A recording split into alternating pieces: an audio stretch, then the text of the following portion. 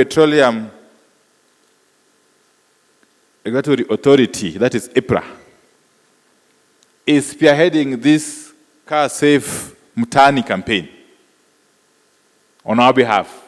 And this is an initiative that prioritizes safety, awareness, and the well-being of all energy consumers in Kenya. This campaign comes at a most timely moment, in my view, in our country's energy and petroleum journey, where investments are being made to ensure that every citizen has access to affordable and reliable energy. In other words, as we race towards the attainment of our objective of universal access to energy by the year 2030, we must be conscious of matters safety.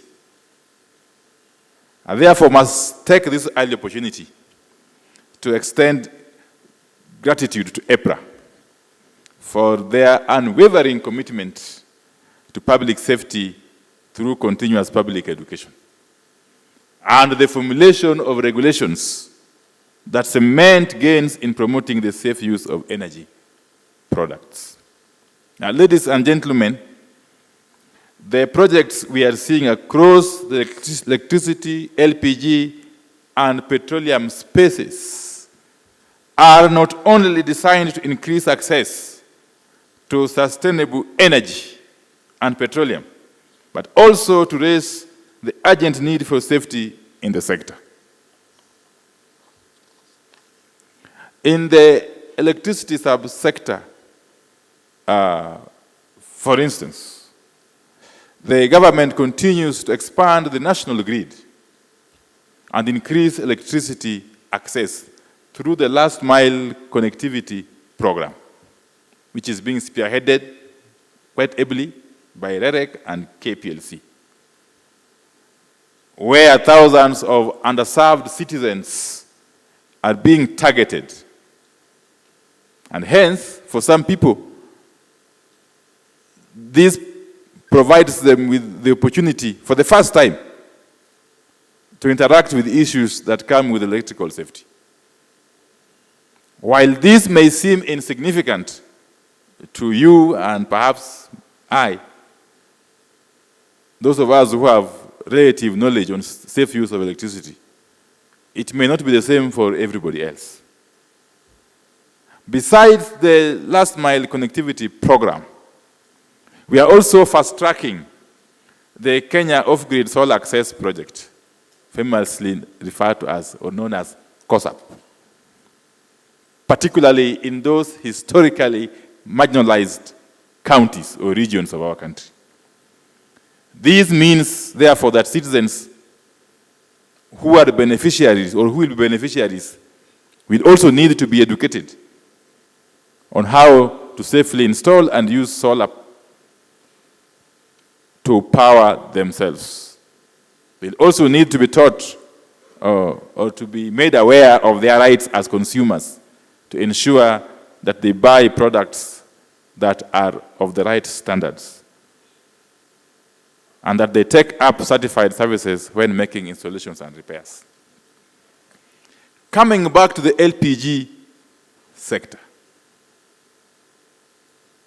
we will continue to see projected growth as government pushes for the uptake of clean cooking solutions, guided by the National LPG Growth Strategy that was approved by the Cabinet about 2 years ago.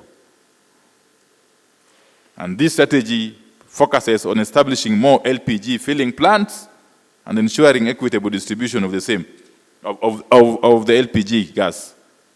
We will need to have safety embedded throughout the value chain to avoid unfortunate incidents and accidents as have been reported in the recent past. The government is also piloting LPG for schools. Actually, the piloting phase is now over, which upon full implementation will see large capacity LPG bullets installed in schools for use to minimize over-reliance on firewood. And this will promote a cleaner and more environmentally friendly cooking process. In residential areas, pilot projects are ongoing to reticulate LPG into buildings, especially in our affordable housing program, which will make the use of gas for cooking more convenient and safer. On petroleum, we are continuing to upgrade the infrastructure through the Kenya Pipeline Company and other state agencies to ensure a steady, safe, and efficient supply chain from all the way from the importation up to the retail. Enforcement of standards and regular audits of facilities remain a top priority to safeguard consumers and the environment. So, ladies and gentlemen, it's also worth noting that we now have emerging energy subsectors that will require us to think through how safety will be implemented. And this is a challenge I want to pose to EPRA. So as a regulator, I urge you to work closely with the stakeholders present to develop forward-looking standards and regulations that govern how these sectors embed safety in their operations from the outset. One such novel area is e-mobility, which is quickly gaining traction in Kenya. As electric vehicles and charging infrastructure become more prevalent, we must proactively address issues around battery safety, charging standards, and the safe integration of EVs into our grid. Another critical area is green hydrogen, a promising solution for clean energy that comes with unique handling, storage, and production risks. The development of this subsector must be guided by robust safety protocols that align with global best practices, but also reflect our local realities. We must also consider bioenergy solutions. Just like last week, we were in a conference on cogeneration and bioethanol production in Kisumu. These solutions, of course, include the use of biogas and bioethanol, as I've said, which are gaining momentum as alternatives to traditional fuels. These technologies hold great potential for both households and industrial use, but they demand new safety considerations in storage, usage, and emissions. As we embrace innovation and new technologies, safety must remain a constant pillar. Ladies and gentlemen, the Car Safety Mtaani campaign aligns perfectly with these ongoing efforts. Even as we increase access, we must not lose sight of the risks that come with handling energy products. Unsafe use of electricity, illegal LPG refilling, petroleum leaks, and non-compliant infrastructure remain key challenges that we must collectively address. And I want to thank the DPP, Brother Ingonga, for the swift action you have been able to take whenever people have found to be floating rules and regulations and laws. We shall continue to work closely with the DPP's office and other relevant government agencies to deal with this menace and to stamp out this impunity of people illegally and irregularly engaging in business practices that endanger the lives of our people. I've just discussed with the DG EPRA that even as the DPP prosecutes these characters, EPRA must move swiftly and revoke their licenses. Revoke totally, so that it so that it serves as a lesson to the rest of the citizens who may want to engage in similar malpractices. Malpractices. If we owe it to ourselves and to the people of this country, as a sector and as a ministry, that business dealings, especially on these matters that have got serious safety connotations, are done in secure and safe environments and manner.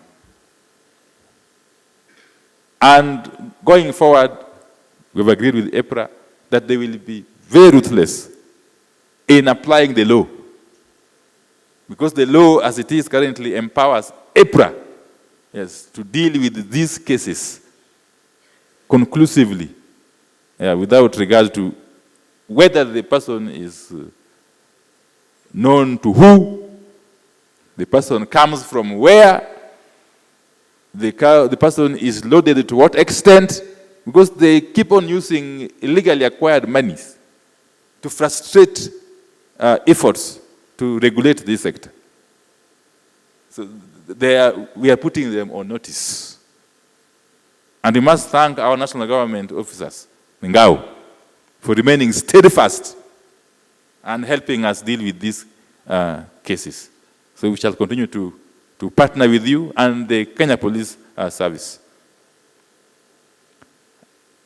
Ladies and gentlemen, I'm happy to note that a multi-sector coalition will be formed today. This is what we need to drive lasting change. Because we can't do it in isolation. We can't do it in silos. Through this platform, I urge all stakeholders to join hands in creating a culture of safety in our homes, schools, marketplaces, and transport systems. Let us ensure that Kenyans not only have access to energy, but also understand how to use it safely and responsibly. In conclusion, I want to assure you of continued commitment to policies and programs that enhance access, affordability, and safety of energy for all. We will support the car safety of the Car Safe Mtaani, the Car Safe Mtaani campaign, as a national movement to make our communities safer and better informed. So together, let us power Kenya with care. Thank you, and God bless you. Asanteni sana.